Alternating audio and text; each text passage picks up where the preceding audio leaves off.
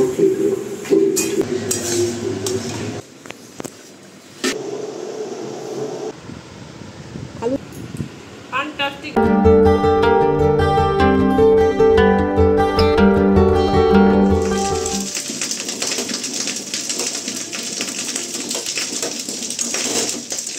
নমস্কার সবাইকে, আমি হাজির হয়ে গেছি আমার একগুচ্ছ স্বপ্ন পূরণের স্বপ্ন নিয়ে তোমাদের সামনে।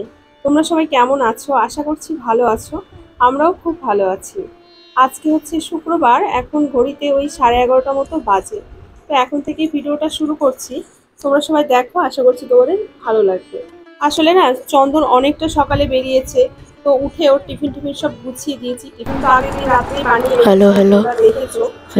টিফিন গুছিয়ে দিয়ে তখন ওই ঘড়িতে 5টা। তো ভাবলাম সকাল সকাল এত সকালে উঠে কি করব, কাজ বাজ নেই, তো এবার ঘুমিয়ে পড়েছি আর উঠতে পারিনি। তো বেলা হয়ে গেছে অনেকটা উঠে দেখি সোনার অলরেডি রুটি ভাজা আবার ডিমের পোচ করে নিয়েছে, সব খাওয়া হয়ে গেছে। আমি একেবারে ঘর বাড়ি পরিষ্কার করে স্নান করে পুজো দিয়েই রান্নাঘরে আসলাম। ভাবলাম যে এখন যদি রান্নাঘরে ঢুকি তাহলে দেরি হয়ে যাবে ওই দিকের কাজগুলো করতে। তো সেই জন্য সবকিছু রেডি করে এসে তারপর ওই যে দেখলেই টিফিন করে নিলাম আমি। হচ্ছে বনগা চাঁদপাড়া এরিয়া, এটা নর্থ 24 পরগনা। হ্যাঁ, সেখানটা খাওয়া দাওয়া করে যথারীতি রান্না করব। রান্নার সমস্তই গুছিয়ে নিয়েছি, দেখলে গ্যাসটাও জ্বালিয়ে দিয়েছি। হঠাৎ করে না এত খারাপ লাগছে কি বলতো, প্রচন্ড পরিমাণে ঘুম পাচ্ছে। ঘুমের ওষুধ খেলে বোধহয় ওই রকম ঘুম মানুষের পায় না।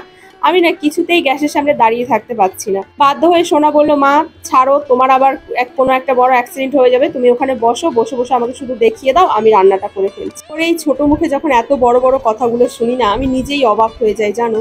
এই তো 12 বছরও এখনো কমপ্লিট হয়নি আমার বাচ্চাটার, তাতেই ও কতটা মায়ের দুঃখ কষ্ট, কতটা ম্যাচিওর হয়ে গেছে।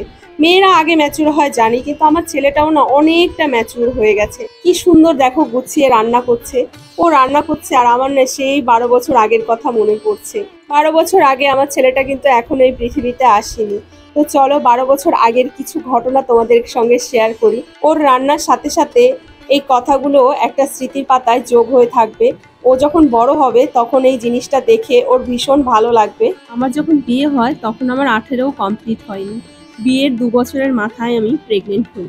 আর আমি তখন বুঝতেই পারিনি যে আমি প্রেগনেন্ট। হঠাৎ একদিন আমার জ্বর আসে, আমরা যাই ডাক্তারখানায়। তখন ডাক্তারবাবু বলেন যে ইউরিন টেস্ট করতে আর কিছু ব্লাড টেস্ট দেয়। তো তখন ওই সময়টায় আমি বা আমার বর বুঝতেই পারছিলাম না যে কি করব। তো সেই সময় না মাথায় অতটাও বুদ্ধি ছিল না যে বাড়িতে একটা কিট এনে টেস্ট করব। তো যথারীতি আমরা পরে ইউরিন টেস্ট করে ডাক্তারের কাছে নিয়ে যাই, তখনও আমরা বুঝতে পারিনি। তো তারপরে ডাক্তারবাবু বলেন যে আমি হচ্ছে প্রেগনেন্ট। তো তখন আমি আনন্দ করব নাকি কাঁদবো না হাসবো, আমি কিছুই বুঝতে পারছি না। আসলে কারোর সাথে তো শেয়ার করতে পারছিলাম না। দেখো, মেয়েদের যত কিছুই হোক না কেন সবার প্রথম কিন্তু মায়ের সাথেই শেয়ার করে। তো সেই মুহূর্তে আমাদের বাড়ির সাথে সম্পর্কটাও ঠিক ছিল না।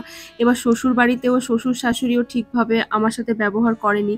তো সেই মুহূর্তে না আমি কেমন যেন একটা হয়ে যাচ্ছিলাম যে একটা মেয়ে প্রেগনেন্ট হলে যে কতটা আনন্দ পায়, সেই আনন্দটা তখন কিন্তু আমার মধ্যে ছিল না। একটা ভয় কাজ করছিল যে কি হবে কি না হবে। চন্দনের বন্ধু বান্ধবদের সাথে চন্দন শেয়ার করলো, তো সবাই তো ভীষণ খুশি। এবার আমি আমার মাকে ফোন করে জানাই। মা তো প্রথমে একটু অবাকই হয়ে গেছে, ঠিক খুশি না এইরকম একটা ব্যাপার। এবার শাশুড়িকে যখন চন্দন জানায়, শাশুড়িও খুশি না খুব একটা। আমি জানি না কেন, হয়তোবা সেই মুহূর্তে আমাদের বয়সটা সেই রকম একটা ম্যাচিওর আমরা হইনি। সেই ভয়ে হয়তো যে একটা বাচ্চা যদি আসে তাকে আমরা কি করে সামলাবো, তাকে মানুষ করব। তো সেই মুহূর্তে সেই কথা ভেবে হয়তোবা সবাই বলেছিল যে এরকম অ্যাবর্শন করে ফেলতে, সবাই বলেছিল জানো। তো সেই মুহূর্তে আমার তো ভীষণ কষ্ট হচ্ছিল, আমি নিজেও বুঝতে পারছিলাম না যে আমার কি করা উচিত। কিন্তু ওই সময় চন্দন আমাকে পুরো সামলেছে। ও সব সময় বলতো যে কে কি বললো কে কি করলো তাতে আমার কিচ্ছু যায় আসে না। আমার বাচ্চা আমি কি করে মানুষ করব, কি করে খাওয়াবো, সেটা আমার ব্যাপার। আমার বাচ্চাকে নিয়ে কাউকে ভাবতে হবে না। তো যাই হোক, এইরকম করেই কাটছিল। 2 মাস 3 মাস কাটলো। 3 মাস পর আমি চলে গেলাম বাবার বাড়ি। বাবার বাড়িতে কিন্তু সেই সময় অতটা ভালো সম্পর্ক হয়নি, কিন্তু চন্দন এদিকে ডিউটি চলে যেত। তখন ডিউটির না কোনো টাইম ছিল না, কোনো সময় নাইটে চলে যেত, কোনো সময় দিনে চলে যেত।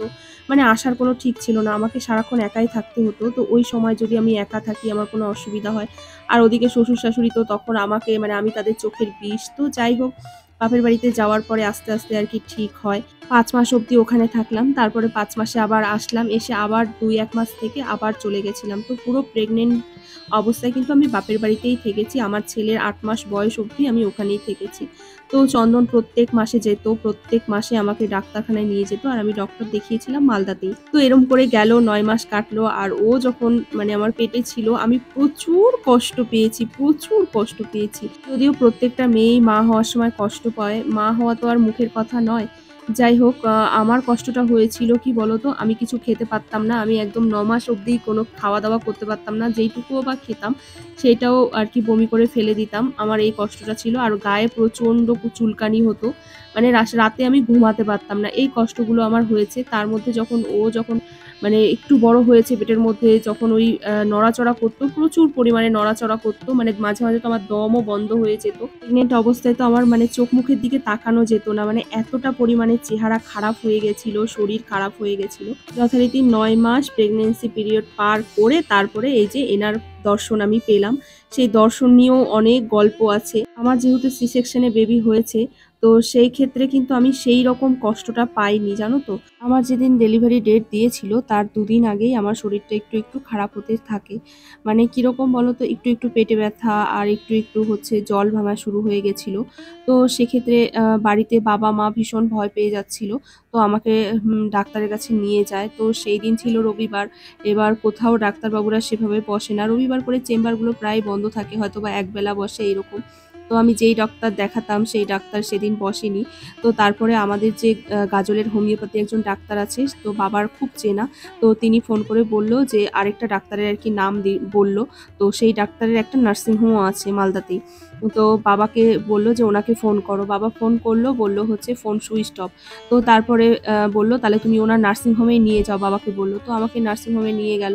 আর আমাদের বাড়ি থেকে মালদাটা বেশ অনেকটাই, 1.5 ঘন্টা মতো লাগে। ট্যাক্সি ভাড়া করে নিয়ে গিয়েছিল সকালবেলা। আর কি ঠান্ডা, যেদিন মানে আমরা বাড়ি থেকে বেরোই, ডিসেম্বর মাস, পুরো কনকনে ঠান্ডা, রাস্তাঘাটে কুয়াশায় ভর্তি, চোখে কিছু দেখা যাচ্ছে না, গাড়িটা চালাচ্ছে লাইট জ্বালিয়ে মানে দিনের বেলাতেও।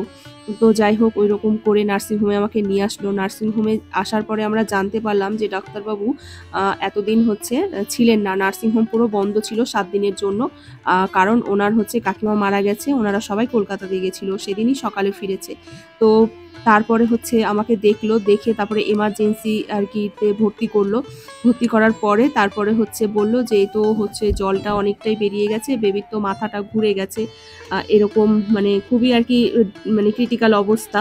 তো আমাকে বলল যে মানে আমার সঙ্গে মা ঢুকেছিল। তো তখনও কিন্তু চন্দন যেতে পারেনি, কারণ কলকাতা থেকে যেতে 1 দিন লাগবেই।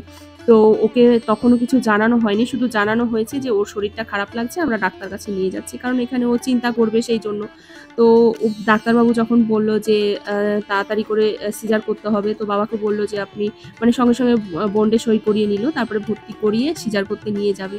তো আমার তো ভয়ে গা হাত পা কাঁপছে ওই মুহূর্তে, মানে কি যে বলবো, ওই মুহূর্তটা প্রত্যেকটা মেয়ের জীবনেই আসে, মানে যারা প্রেগনেন্ট হয় আর কি। তো আমাকে নিয়ে গেল। এবার আমার তো ভয় লাগছে, কান্না পাচ্ছে, তার মধ্যে তো শীতকাল, হাত পা থরথর করে কাঁপছে। যে এবার মার থেকে বাবার থেকে যখন আমাকে নিয়ে যায়, আর তার মধ্যে চন্দন নেই দেখে, মেয়েদের প্রেগনেন্টের সময় মা বাবার থেকেও মনে হয় যেন স্বামী কাছে থাকলে বেশি ভালো লাগে, বেশি সাহস পাওয়া যায়। ওই মুহূর্তে চন্দন ছিল না, আমার তো ভীষণ ভয় লাগছিল। যথারীতি আমাকে নিয়ে গেল, নিয়ে গিয়ে আমাকে সিজার করলো। এবার আমার চোখের মধ্যে একটা না পর্দা মতো দিয়ে রেখেছিল। এবার আমি পর্দার নিচ দিয়ে না দেখতে পাচ্ছি যে মানে রক্ত ফক্ত দেখতে পাচ্ছি এগুলো। আমার কিন্তু এমনিতে ভয় লাগছিল না, কিন্তু ওই যে মানে ভয় লাগছিল না, আবার ভয় লাগছিল। যাই হোক, 9-12-12 দুপুর 3:15-তে আমার রাজপুত্তর আমার কোল আলো করে চলে আসলো, আর আমাকে মাতৃত্বের সুখ দিল। তো এই হয়েছে গল্প। তারপরে তো চন্দন আসলো, চন্দন 2 দিন পরে আসলো। 2 দিন পরে মানে যেদিন ও হলো তার পরের দিন সকালে এসে পৌঁছেছে, কারণ সেই দিন তো আর আসতে পারবে না। ওকে দুপুরবেলা খবর দেওয়া হলো, মানে ও ছেলে হওয়ার পরে বাবা বললো যে তোমার ছেলে হয়ে গেছে। আর এত ঘটনা কিন্তু বাবা কিছুই বলেনি ওকে। তো যাই হোক, তারপরে ও রাত্রে ট্রেন ধরলো, পরের দিন সকালে গিয়েও পৌঁছলো। তখন কি বলতো, এরকম না অ্যাভেলেবেল ট্রেন ছিল না, এখন যতটা পরিমাণে ট্রেন হয়ে গেছে তখন ওরকম ছিল না। তো গিয়ে তো ভীষণ খুশি ছেলেকে দেখে। যদিও প্রেগনেন্সির প্রথম থেকে আমাদের ইচ্ছে ছিল বা আমাদের স্বপ্ন ছিল যে আমাদের একটা মেয়ে হবে, তাতে কি সন্তানের মুখ দেখলে তখন আর ছেলে মেয়ে কোনো তফাৎ খুঁজে পাওয়া যায় না, তখন মনে হয় না আমরা মা বাবা হয়েছি। তো যাই হোক, এই ছিল গল্প। আরো অনেক গল্প আছে, এগুলো তো আমি শর্টকাটে তোমাদের বললাম, তোমরা যদি আরো শুনতে চাও তাহলে অবশ্যই বলো। তো সেই রাজপুত্তর দেখো এখন 12 বছর এখনো কমপ্লিট হয়নি, সে আমাকে নাকি এখন রান্না করে ভাত বেড়ে খাওয়াচ্ছে। তো বললো যে মা তোমার আর ভাতও বাড়তে হবে না, আমি বেড়ে তোমাকে খাওয়াচ্ছি। কেমন হয়েছে? তার আগে খাই।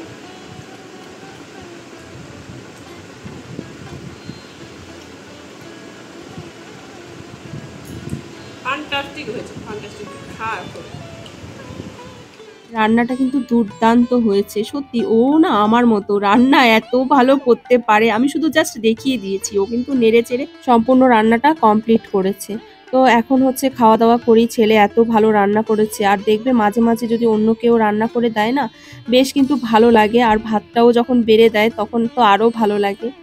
খাওয়া দাওয়া করে না সোনার আমি অনেকটা টাইমই আর কি ঘুমিয়ে কাটিয়েছি, টিভি দেখে কাটিয়েছি।